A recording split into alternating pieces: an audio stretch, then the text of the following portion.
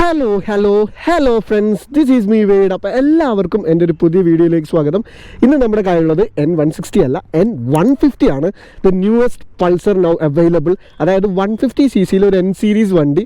അതായത് നമ്മുടെ ആ ഒരു N സീരീസ് ലുക്കും കാര്യങ്ങളൊക്കെ കൊണ്ടുവന്നിട്ടില്ല. അതായത് ഓൾറെഡി ഒരു P150 ഉണ്ട്, എന്നാൽ പോലും ആ ഒരു N സീരീസ് കുറച്ചുകൂടി പ്രീമിയം ആയിട്ടുള്ള കുറച്ചുകൂടി വലിയൊരു ടയറുള്ള, അതേപോലെ തന്നെ ആ ഒരു ടോട്ടൽ ലുക്കുള്ള ഒരു 150cc ബൈക്ക്. കാരണം എന്ന് വെച്ചിട്ടുണ്ടെങ്കിൽ ഇറ്റ് ഡസൻ ആക്ച്വലി എന്താ പറയുക, ആ ഒരു സ്ട്രാറ്റജി എനിക്ക് മനസ്സിലായില്ല. കാരണം ഓൾറെഡി ഒരു P150 ഉണ്ട്, അതിൻ്റെ ഒരു N160 മേ ബി രണ്ട് വേരിയൻസ് ഒക്കെ പോലെ ആയിരിക്കാം. അതായത് പൾസറിൻ്റെ സാധാരണ ഒരു കമ്പ്യൂട്ടറിഷ് കുറച്ചുകൂടി പൈസ കുറവുള്ളൊരു ലുക്ക്, എല്ലാം നിങ്ങൾക്ക് കുറച്ചൊരു പ്രീമിയം ലുക്കും കുറച്ചുകൂടി ഒരു എക്സ്ട്രാ ടച്ചും വേണമെന്നുണ്ടെങ്കിൽ you can go for N160. So ഇതാണ് വണ്ടി. നമ്മൾ N160 N250 കണ്ട ആ സെയിം ഡിസൈൻ ലാംഗ്വേജ് ഒക്കെ തന്നെയാണ്. സോ ആ ഒരു കാര്യം കൊണ്ട് തന്നെ വണ്ടി ലുക്സ് ബ്യൂട്ടിഫുൾ. നമുക്കൊരു അണ്ടർബെല്ലി എക്സോസ്റ്റ് വരുന്നുണ്ട്. നമുക്ക് എല്ലാ പാർട്സും നല്ലൊരു പ്രീമിയം ടച്ചിന്, അതായത് നല്ലൊരു ബിൽറ്റ് ക്വാളിറ്റി ഫീൽ ചെയ്യുന്നുണ്ട്. ഇപ്പോൾ ഫുഡ് പെക്സ് ആയാലും എവറിത്തിങ് ലുക്സ് നൈസ്. അതായത് ആ ഒരു ടച്ച് ബജാജിൻ്റെ ഒരു പ്രീമിയം ടച്ച് കൊടുത്തിട്ടുണ്ട്. അതായത് ചുമ്മാ ഒരു വണ്ടി ഇറക്കിയാക്കാം എന്നുള്ള രീതിയിൽ ഇറക്കിയത് പോലെയല്ല. കാരണം ഞാനിത് അറിഞ്ഞപ്പോൾ ഞാനങ്ങനെ വിചാരിച്ചേ N150 വൈ എന്നുള്ളൊരു തോന്നലുണ്ടായിരുന്നു. പക്ഷെ വണ്ടി കണ്ടപ്പോൾ അങ്ങനെ ഒരു തോന്നലില്ല. അത്യാവശ്യം നല്ല രീതിയിൽ, കാരണം ഓൾറെഡി ഉള്ളൊരു ഡിസൈൻ ലാംഗ്വേജ് ആണ്. പണിയെടുത്തിട്ട് ഒരു മണ്ടത്തരൊന്നും കണ്ടിട്ടില്ല.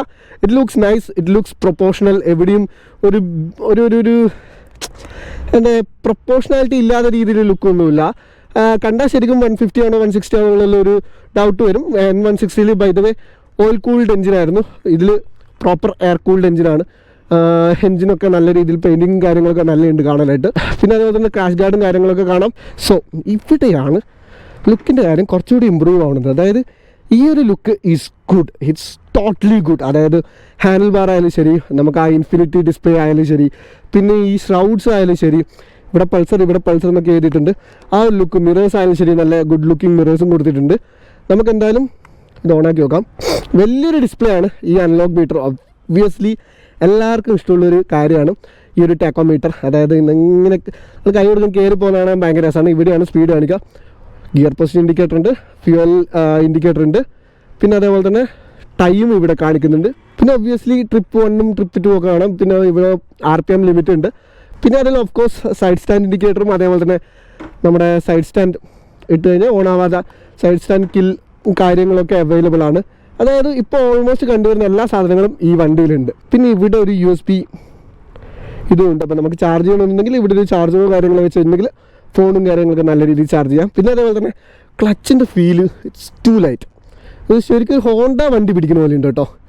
പിന്നെ ഞാൻ നേരത്തെ പറഞ്ഞ പോലെ തന്നെ ഈ സ്വിച്ച് ഗിയേഴ്സൊക്കെ അത്യാവശ്യം നല്ല ക്വാളിറ്റിയിലുണ്ട്. ആക്ച്വലി നമ്മൾ സാധാരണ ബജാജ് കാണുന്ന പോലെയല്ല, നല്ല രീതിയിലൊരു ക്വാളിറ്റി ഇവർ മെയിൻറ്റെയിൻ ചെയ്തിട്ടുണ്ട്. പിന്നെ അതേപോലെ തന്നെ സീറ്റ് ഹൈറ്റ് ഇത് കുറച്ചൊന്നും ഇങ്ങനെയുള്ളൊരു ചെറിയൊരു ഇൻക്ലൈനാണ് നിൽക്കുന്നത്. പക്ഷേ കാൽ അത്യാവശ്യം നല്ല രീതിയിൽ പ്ലാന്റ് ചെയ്ത് വെക്കാൻ പറ്റുന്നുണ്ട്. എൻ്റെ ഫുൾ പ്ലാന്റ് അല്ല, ചെറുങ്ങനെ ഹീല് പൊങ്ങിയിട്ടുണ്ട്. എല്ലാ വണ്ടിയും അങ്ങനെയാണ്, വലിയ ഹൈറ്റ് ഒന്നുമില്ല. പിന്നെ അതേപോലെ തന്നെ പുതിയ ഷാസി ആയിട്ട് വെയിറ്റേ ഇല്ല, നല്ല രീതിയിലാണ് പൾസർ വിച്ച് ഈസ് ലൈറ്റ്, നല്ല ലൈറ്റായിട്ടുള്ളൊരു പൾസറാണ്.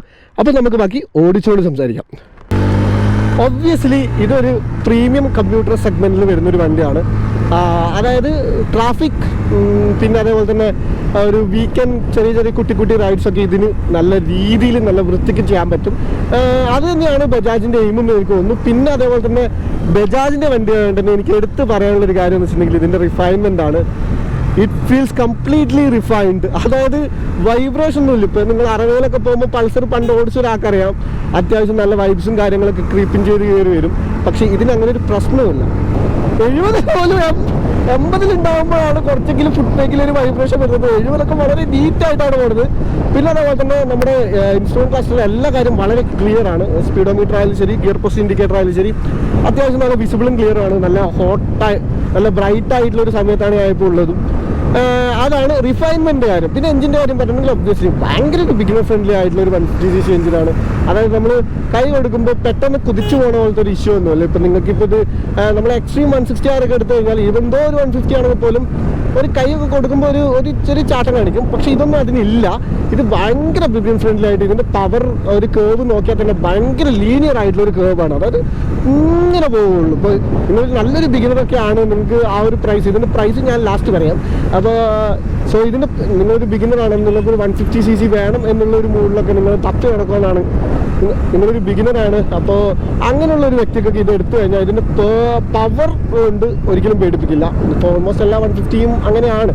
ശരിക്കും പറഞ്ഞാൽ 150 എനിക്ക് തോന്നുന്നില്ല ഒരുപാട് പേര് എടുക്കുന്നുണ്ട് എന്നുള്ളത്. ഈ ഒരു സെഗ്മെൻറ്റ് 150-200 സെഗ്മെൻറ്റും ഇപ്പം എന്താ പറയണ്ടേ, ഇത് വളരെ ചുരുക്കമുള്ള ആൾക്കാരുണ്ടോ എടുക്കുന്നുള്ളൂ. അതായത് നമുക്കിപ്പോൾ സ്വന്തമായിട്ട് പണിയെടുത്തെടുക്കുന്ന ആൾക്കാരല്ലാണ്ട് ഞാനങ്ങനെ കുറച്ച് പറയുകയല്ല, അത് വളരെ നല്ലൊരു കാര്യമാണ്. നമ്മൾ ഓൺ മണിക്ക് ഒരു ബൈക്ക് മേടിക്കുക എന്നുള്ളത്. ഇപ്പം പേഴ്സണലി ഞാൻ പറഞ്ഞാൽ എൻ്റെ കയ്യിൽ ബൈക്ക് ഞാൻ ഓൺ ചെയ്യുന്നില്ല, ബിക്കോസ് ഐ നോ ഇപ്പം ഞാൻ വർക്ക് ചെയ്യുന്ന ഒരാളാണ്. അപ്പം ഞാൻ സ്പെൻഡ് ചെയ്യുമ്പോൾ I have to take a right bike. ആ ഒരു കൺഫ്യൂഷനിലായി ലാസ്റ്റ് 2 years കിടക്കണം. പിന്നെ എനിക്ക് ഈ വണ്ടികൾ ഈ ഇടയ്ക്കിടയ്ക്ക് കിട്ടുന്നതുകൊണ്ട് എനിക്ക് ഒരുപാട് ബുദ്ധിമുട്ടും വന്നിട്ടില്ല വണ്ടി ഇല്ലാത്തതിൻ്റെ. പക്ഷേ എന്തായാലും ഒരു വണ്ടി എടുക്കണമെന്നുണ്ട്. അപ്പോൾ അങ്ങനെ 150cc സെഗ്മെൻറ്റ് കാര്യം പറഞ്ഞു തന്നതുകൊണ്ടാണ്. അതായത് അത്യാവശ്യം പണിക്ക് പോകുന്നവരും കമ്മ്യൂട്ടിങ്ങിന് പോകുന്നവരൊക്കെ ഇപ്പോൾ നോക്കുന്നുള്ളൂ. പക്ഷെ പണ്ട് അങ്ങനെയായിരുന്നില്ല. പണ്ട് യൂത്തന്മാരായിരുന്നു കയ്യിലായിരുന്നു 150 150യുടെ കയ്യിലായിരുന്നു നമ്മുടെ ലോകം. പിന്നെ ഇങ്ങനെ വന്നു ഇവോൾവ് ആയി. ഇപ്പം പിള്ളേരൊക്കെ വീട്ടിൽ പറഞ്ഞാൽ തന്നെ അവർക്കൊരു 250 300 to 400 അല്ലെങ്കിൽ 390 വീട്ടിൽ നിന്ന് തന്നെ വാങ്ങിച്ചു കൊടുക്കുന്നുണ്ട്. കാരണം EMI പ്ലാൻസും കാര്യങ്ങളൊക്കെ ഇപ്പോൾ ഈസിലി അവൈലബിൾ ആണ്. അതുകൊണ്ട് തന്നെ ആൾക്കാർ ഇപ്പം പ്രത്യേകിച്ച് സ്റ്റുഡൻസ് അല്ലെങ്കിൽ കോളേജിൽ പോകുന്ന ആൾക്കാരോ അല്ലെങ്കിൽ യൂത്ത് ആയിട്ടുള്ള ആൾക്കാരോ F250 ഞാൻ ഇതൊന്നും കണ്ടിട്ടില്ല ഇതുവരെ, ഇപ്പോഴാണ്. എനിവേസ്, അപ്പോൾ യൂത്ത് ആയിട്ടുള്ള ആൾക്കാർ ഈ ഒരു പൾസേഴ്സിനെ 150cc സെഗ്മെൻറ്റ് ചൂസ് ചെയ്യുന്നത് വളരെ റെയർ ആയിട്ടാണ്. അതേപോലെ തന്നെ പൾസറിൻ്റെ പൾസർ എന്നുള്ള പേരിന് അതിൻ്റേതായ ഒരു ഡൗൺഫോൾ വന്നിട്ടുണ്ടോ എന്നുള്ള കാര്യത്തിലും അത് ഞാനൊരു വ്ലോഗായിട്ട് നമുക്ക് പറയാം.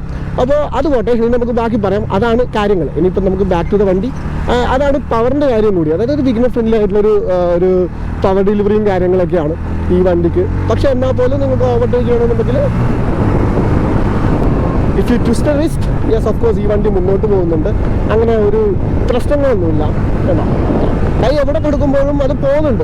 പവറിൻ്റെ ഒരു സ്ട്രോങ് ഹോൾഡ് എന്നൊക്കെ പറയാനുള്ളത് ഒരു മിഡ് റേഞ്ചിൽ തന്നെയാണ്. അപ്പോൾ നിങ്ങളൊരു ബിഗിനർ ആയിട്ടുള്ള ഒരാളാണ്, ഒരുപാട് വണ്ടികൾ മേടിച്ചില്ല എന്നാണെങ്കിൽ ആ ഒരു മിഡ് റേഞ്ച് കൊടുക്കുമ്പോൾ നിങ്ങൾക്ക് വണ്ടി അത്യാവശ്യം മുന്നോട്ട് പോകുന്ന പോലെ തന്നെ തോന്നുകയും ചെയ്യും. പിന്നെ അടുത്ത കാര്യം തോന്നുകയും ചെയ്യും. അതാണ് പവറിൻ്റെ കാര്യത്തിൽ എനിക്ക് പറയാനുള്ളത്. വേറെ അങ്ങനെ വർണ്ണിച്ച് പറയാനുള്ളതൊന്നുമില്ല. വണ്ടി എനിക്ക് തോന്നുന്നു ഒരു 70-ലൊക്കെ സുഖമായിട്ട് ക്രൂസ് ചെയ്യാൻ പറ്റും. ഐ മീൻ 60 to 70 ആയിരിക്കും ഇതിൻ്റെ ഒരു സ്വീറ്റ് സ്പീഡ്. ഒരു ക്രൂസിങ്ങിനൊക്കെ ഒരു 80 ഒക്കെ വരുമ്പോൾ അത്യാവശ്യം വൈബ്രേഷൻ കാര്യങ്ങളൊക്കെ ക്രിയേറ്റ് ചെയ്ത് വരും. ബട്ട് ഒരു 150cc എന്ന നിലയിൽ ഇറ്റ്സ് ഓസം. അതായത് 60 to 70-ലൊക്കെ സുഖമായിട്ട് ക്രൂസ് ചെയ്യാൻ പറ്റുമെന്ന് പറയുന്നുണ്ടെങ്കിൽ ഇറ്റ്സ് ഗുഡ്. അത് 80-ലും നിങ്ങൾക്ക് സുഖമായിട്ട് ക്രൂസ് ചെയ്യാൻ പറ്റും. ഇപ്പം ഞാൻ എന്താ പറയണ്ടേ, ഗ്ലൗസും വെസ്റ്റ് ഗ്ലൗസാണ്, പിന്നെ അതേപോലെ തന്നെ ഷൂസ് സാധാരണ ഷൂസുമാണ്, കാഷ്വൽസാണ് ഇട്ടേക്കുന്നത്. പക്ഷേ റൈഡിങ് ഗിയേഴ്സ് ഒക്കെ ഇട്ട് വേണം 80-ലും ക്രൂസ് ചെയ്യാൻ പറ്റും. അതായത് ആ വൈബ്രേഷൻ നമ്മൾ അറിയില്ല. With good gloves and pair of boots. അതാണ് എനിക്ക് പറയാനുള്ളത്. വേണമെങ്കിൽ 60 to 80 ഒക്കെ ഒരു സ്വീറ്റ് സ്പീഡ് നമുക്ക് വേണം ഇതിന് പറയാം. പിന്നെ അതേപോലെ തന്നെ എനിക്ക് ഈ വണ്ടിയിൽ ഏറ്റവും ഇഷ്ടപ്പെടാത്ത കാര്യം എന്ന് വെച്ചിട്ടുണ്ടെങ്കിൽ ഇതിൻ്റെ ഗിയർ ബോക്സ് ആണ്. ഐ മീൻ ഈ വണ്ടിയുടെ മാത്രം പ്രശ്നമാണോ എന്ന് എനിക്കറിയില്ല. But gear box is too tight. ഭയങ്കര ടൈറ്റാണ്, ഭയങ്കര ക്ലങ്കിയാണ്. അതായത് നമ്മൾ ഈ ഇട്ടിടുന്ന 5th-ലായിരുന്നു അതായത് നമ്മളിപ്പോൾ 4th-ലിട്ടിട്ട് നമ്മളിപ്പോൾ 5th-ലേക്കൊക്കെ തട്ടുമ്പോൾ you know you are shifting a gear. It's not butter smooth.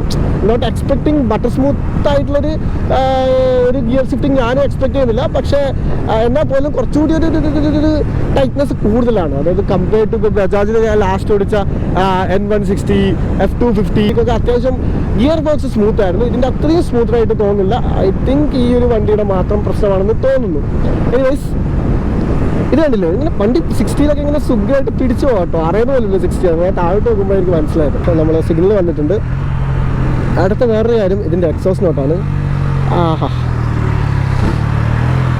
അത്യാവശ്യം നല്ല വാസിയായിട്ടൊരു എക്സോസ് നോട്ടാണ്. അതായത് കേൾക്കാൻ തന്നെ ഒരു രസമുണ്ട്.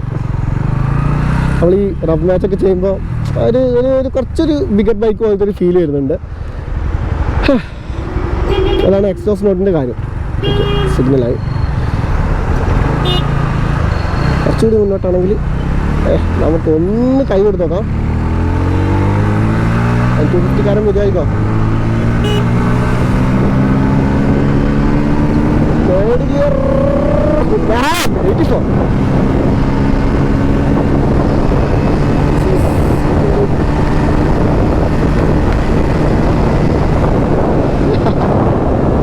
ഗിയർ 100 അടിക്കുന്നുണ്ട്, 5th ഗിയർ ഒരു ഗിയർ ബാക്കിയാണ്.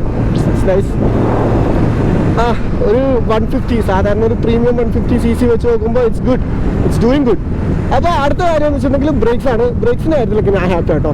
അതായത് ഏതാ കാലിപ്പർ വരുന്നുണ്ടെന്ന് അറിയില്ല, അൺബ്രാൻഡഡ് ആണ്. ഐ ഡോണ്ട് നോ, ബജാജിൻ്റെ തന്നെ ആയിരിക്കാം. Anyways brakes are good. ബ്രേക്സിൻ്റെ കാര്യത്തിലും കുഴപ്പമില്ല. ഫ്രണ്ടിലൊക്കെ നല്ല ബൈറ്റും കാര്യങ്ങളൊക്കെ ഉണ്ട്. അത് നിൽക്കുന്നുണ്ട് വണ്ടി. ഒരു 150cc വേണ്ട ബ്രേക്കും അതിൻ്റെ മേലെ ഒരു ബ്രേക്കും ഈ വണ്ടി ഓഫർ ചെയ്യുന്നുണ്ട് അത്യാവശ്യം നല്ല രീതിയിൽ. ഓപ്പൺ റോഡ് പക്ഷേ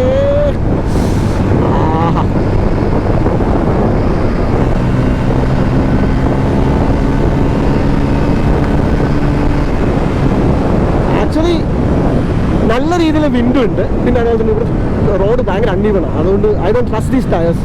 അപ്പോൾ ടയേഴ്സിൻ്റെ കാര്യം പറഞ്ഞുകൊണ്ട് തന്നെ ടയേഴ്സിൻ്റെ കാര്യം പറയാം. 120 90 ആണോ അല്ലെങ്കിൽ 100 കണ്ടാണ് ഫ്രണ്ടിൽ വരുന്നത്. ടയേഴ്സ് ആവറേജ്, വളരെ വളരെ ആവറേജ്. ഇപ്പം നമ്മൾ ബാക്കി ഇപ്പോൾ എക്സ്ട്രീം 160 അല്ലെങ്കിൽ FC ഒക്കെ വെച്ച് നോക്കിക്കഴിഞ്ഞാൽ ഈ ടയർ ഇറ്റ്സ് ടോട്ടലി ആവറേജ്. നിങ്ങൾ ഈ വണ്ടി വാങ്ങിച്ചു കഴിഞ്ഞാൽ ഒരു 130 സെക്ഷനെങ്കിൽ 130 110 ഒക്കെ യൂസ് ചെയ്താലും 100 യൂസ് ചെയ്താൽ തന്നെ അത്യാവശ്യം നല്ല ടയേഴ്സ് ആ ഒരു സെക്ഷനിൽ കിട്ടും നിങ്ങൾക്ക്. ബ്രാൻഡഡ് കുറച്ചുകൂടി ബെറ്റർ ആയിട്ടുള്ളത്. ഇത് ഇറ്റ്സ് ലൈക്ക് ജസ്റ്റ് ടയേഴ്സ്. വണ്ടി റോഡ് പോകാനുള്ള 2 ടയർ എന്നുള്ള രീതിയിൽ MRFൻ്റെ 2 നൈലൺ ടയർ ഇട്ട പോലെയാണ്. അപ്പം നിങ്ങൾക്ക് വേണമെന്നുണ്ടെങ്കിൽ മാക്സിസ് അല്ലെങ്കിൽ സിയറ്റിനൊക്കെ ടയേഴ്സ് കിട്ടും. ഇറ്റ്സ് ലൈക്ക് അത്രയും അടിപൊളി ടയേഴ്സ് അല്ല, എന്നാൽ പോലും ഇറ്റ്സ് ബെറ്റർ ദാൻ ദീസ്. അതാണ് എനിക്ക് പറയാനുള്ളത്. എനിവേസ് അടുത്ത കാര്യം, അതും ടയറിൻ്റെ കാര്യം എനിക്ക് പറയാനുള്ളത്. നിങ്ങൾ ഈ വണ്ടി ഓടിച്ച് നോക്കുവാണെങ്കിൽ വളരെ അൺഈവൺ ആയിട്ടുള്ള റോഡിലാണെങ്കിൽ നിങ്ങൾക്ക് ചിലപ്പോൾ ഒരു വോബ്ലിംഗ് ഒക്കെ ഫീൽ ചെയ്യാൻ എനിക്ക് ചാൻസ് ഉണ്ട്. ഇപ്പോൾ ഹൈ സ്പീഡ് 100 വരെ ഞാൻ കേട്ടിട്ടുള്ളൂ. അപ്പോൾ വണ്ടിക്ക് ആ ഒരു സോളിഡ്നെസ് കിട്ടുന്നില്ല. അത് വണ്ടിക്ക് ആ ഒരു ഭയങ്കര പ്ലാന്റഡ് ആയിട്ടുള്ള ഹൈ സ്പീഡ് എന്ന് പറയുമ്പോൾ നിങ്ങൾ ഈ 150 എടുത്ത് കഴിഞ്ഞാൽ നിങ്ങൾ ഒരിക്കലും 100 ക്രൂസ് ചെയ്യില്ല. പക്ഷെ എന്നാൽ പോലും ഞാൻ പറയുകയാണ് 100 പോകുമ്പം സസ്പെൻഷൻ അത്യാവശ്യം നല്ല സോഫ്റ്റ് ആണ്, വിച്ച് ഈസ് എ ഗുഡ്.